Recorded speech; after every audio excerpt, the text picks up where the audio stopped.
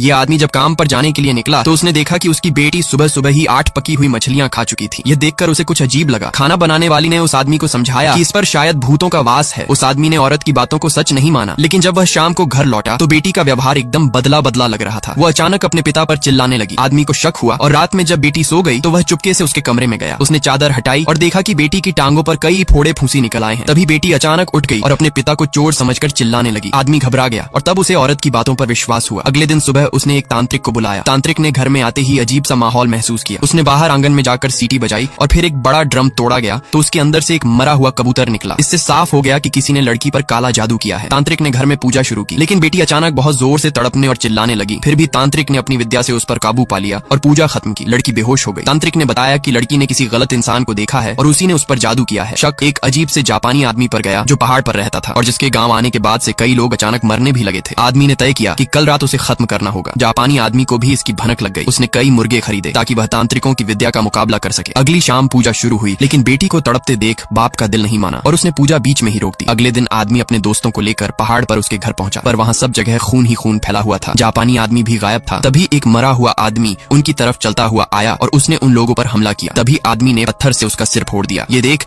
जापानी आदमी डर कर भाग गया। आदमी और उसके साथी पीछे भागे। जब वे लोग उसे ढूंढ नहीं पाए तो आदमी वापस लौट आया। रास्ते में अचानक बहुत तेज बारिश हो रही थी और